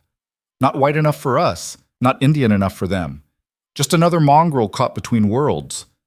Clara's hands fisted at her sides. "My child will have a loving home and 2 parents who would die for them. That's more than a lot of children can say." "A loving home?" One of the other women laughed. "With a father who'll probably get himself hanged for stealing or worse? You think that's a good life?" "My husband is a good man, better than most I've met in this town."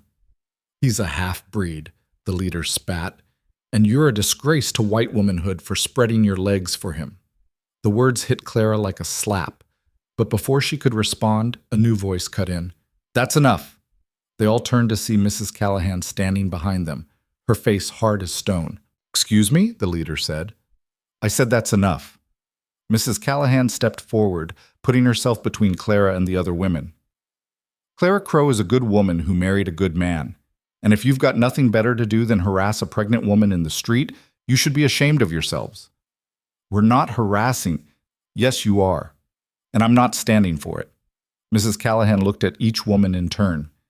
"You want to talk about disgrace? Look in a mirror. Real Christian women don't torment their neighbors for making different choices." The leader's face flushed red. "Mrs. Callahan, you can't possibly approve. What I approve of is kindness, decency, letting people live their lives in peace." She held out her arm to Clara. "Come on, dear. I'll walk you home." Clara took her arm gratefully, and they walked away from the stunned women. When they were out of earshot, Clara said, "Thank you." "Don't thank me. I should have spoken up sooner." Mrs. Callahan's voice was tight with anger. "I knew there was talk, but I didn't realize it had gotten that bad." "It's been getting worse." "Well, it stops now. I'm going to have words with some of the other women in town, the decent ones. We'll put a stop to this nonsense." "Mrs. Callahan, I don't want to cause trouble." "You're not causing trouble." "They are." She squeezed Clara's arm. "And you're not alone, Clara. There are more of us who support you than you realize. We've just been too quiet about it." The words brought tears to Clara's eyes. "I appreciate that. You're a brave woman, braver than most, and that baby you're carrying is going to be lucky to have you as a mother." True to her word, Mrs. Callahan rallied support. Within a week, 6 women from the surrounding area had publicly declared their support for Clara and Elias. They started coming to the trading post specifically to trade with them. They invited Clara to quilting circles and church socials. They made it clear that anyone who harassed the Crows would face social consequences. It didn't stop all the hate, but it diluted it, made it less acceptable, drove it back underground where it belonged. And slowly, cautiously, life began to settle. The baby came in early spring, just as the cottonwoods were beginning to leaf out. Clara labored for 18 hours, attended by Mrs. Callahan and 2 Crow women who'd known Elias's mother. Elias paced outside the cabin, wearing a path in the dirt, looking increasingly frantic. When the baby finally came, a girl with dark hair and Clara's gray eyes, Mrs. Callahan carried her out to meet her father. "You have a daughter," she said, placing the tiny bundle in his arms. Elias stared down at the baby, tears streaming down his face. "She's perfect." "She is, and your wife is asking for you." Elias carried the baby inside, and when Clara saw them together, her husband cradling their daughter with such tenderness it made her ache. She knew they'd made the right choice. All of it. Every struggle, every fight, every moment of fear and doubt. It had led to this. "What should we name her?" Elias asked, sitting carefully on the edge of the bed. Clara reached up to touch the baby's soft cheek. "I was thinking, Eleanor, after my mother, but with a Crow name too, something that honors both sides." Elias smiled. "Morning Star." In Crow, it's Ichilaxpa. It means new beginning. Eleanor Morningstar Crow, Clara said, testing the name. It's perfect. They spent the rest of the day like that, the three of them curled together in bed, watching their daughter sleep, marveling at the tiny miracle they'd created. And outside, spring arrived with new leaves and new grass and the promise of new life. The years that followed weren't easy, but they were rich. Eleanor grew into a fierce, curious child who spoke 3 languages and moved between cultures as easily as breathing. She had her father's quiet strength and her mother's stubborn determination, and she grew up knowing she was loved beyond measure. 2 years later, they had a son, Samuel, named for Clara's father. He had Elias's dark eyes and a gentleness that reminded Clara of her own father in his better moments. The trading post thrived. Clara took over more and more of the business as Samuel aged, and she proved to have a gift for it. She expanded their trade networks, built relationships with tribal leaders and settlers alike, and became known throughout the territory as fair, smart, and impossible to cheat. Elias continued to hunt and trap, but he also started teaching, showing young men from both cultures how to track, how to survive, how to live in balance with the land. He became a bridge between worlds, respected by both for his honesty and his skill. The harassment never fully stopped. There were always people who saw their family as wrong, unnatural, a threat. But the support outweighed the hate, and the Crows learned to live with the rest. On their 10th anniversary, they stood on the ridge overlooking the valley, watching the sunset paint the sky in shades of fire. "Do you ever regret it?" Elias asked. "Choosing this life?" Clara looked at him, at the lines around his eyes that came from smiling, at the silver threading through his hair, at the strength and steadiness that had never wavered. "Not once," she said, "even when it was hard?" "Especially then." She took his hand. "Because the hard parts made the good parts sweeter, and the good parts—" Her voice caught. "The good parts have been everything." Elias pulled her close, and they stood together as they'd stood so many times before, watching the light fade and the stars emerge. "I love you, Clara Crow. I love you too." Below them they could see the cabin where their children were probably causing chaos for Samuel, who'd taken to grandparenthood with unexpected enthusiasm. They could see the trading post, solid and thriving.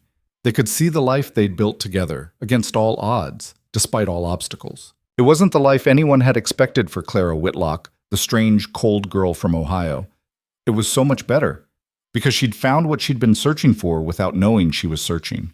She'd found someone who saw her completely and loved her anyway. She'd found courage she didn't know she had.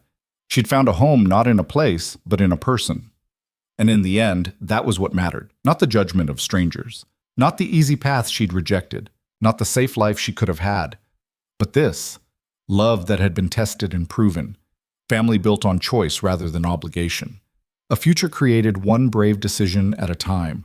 Clara had been a woman who felt nothing. Now she was a woman who felt everything, joy and sorrow, fear and courage, pain and pleasure, all the messy, complicated, beautiful emotions that made life worth living. And the man who'd waited patiently for her to wake up, who'd believed she was worth waiting for, who'd fought beside her for the right to build this life.